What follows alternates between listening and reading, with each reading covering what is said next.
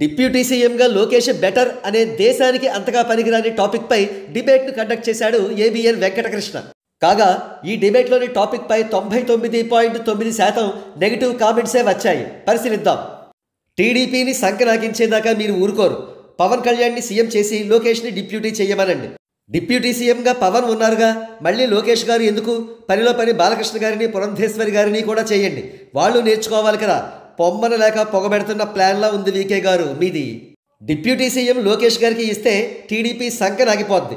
Pawan Kalyan deputy సీఎంగా ఉండడం వల్ల సెంట్రల్ గవర్నమెంట్తో కోఆర్డినేషన్ చేసి ఏపీ డెవలప్మెంట్కి పవన్ హెల్ప్ చేస్తున్నారు. కమ్మని మాటలు మొదలుపెట్టేశారు. సీఎంగా పవన్ కళ్యాణ్, డిప్యూటీ సీఎంగా లోకేష్ని చేయండి. ఏబిఎన్ వెంకటకృష్ణ గారు, మా టీడీపీ వాళ్ళకి ఓవర్ కాన్ఫిడెన్స్ ఎక్కువైంది. చంద్రబాబు గారు జైల్లో ఉన్నప్పుడు ఒక్కడు బయటికి రాలేదు. పవన్ కళ్యాణ్ గారు లేకపోతే టీడీపీ బతికేది కాదు. ఏబిఎన్ వారికి జగన్ పేమెంట్ ఇస్తున్నారా? అసలు ఈ శ్రీనివాసరెడ్డి ఎవరు? వీడి చెత్తన డాష్. కూటమి సంకనగిపోవాలంటే మీ ఇష్టం. టీడీపీ ఇదే లాస్ట్ గవర్నమెంట్ అని నేను పర్సనల్గా భావిస్తున్నాను.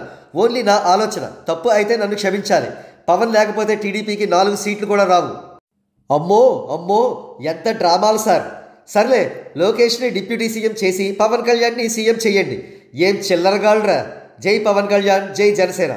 మీ దాదాగిరి జరగకుండా పవన్ కళ్యాణ్ గారు అడ్డు వస్తున్నారు. మీకు మండుతుంది. ఇప్పుడు ఓకే, నెక్స్ట్ ఎలక్షన్ వస్తే టీడీపీ ఓడిపోతుంది.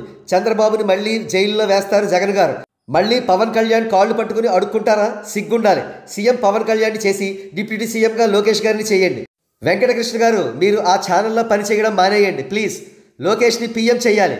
జై పవన్ కళ్యాణ్. సీఎం పవన్, డిప్యూటీగా లోకేష్ బెటర్, సీఎంగా పవన్ కళ్యాణ్ ఇంకా బెటర్. ప్రజలు దీనికి స్వాగతిస్తారు. మీ చెత్త విశ్లేషణను ఆపండి. పరిపాలనలో ఎలాంటి మంచి పనులు చేయాలో వాటి గురించి విశ్లేషణ పెట్టండి. చెత్త మీటింగ్లు పెట్టకండి. జగన్కి ప్రాణం పోసినట్టే.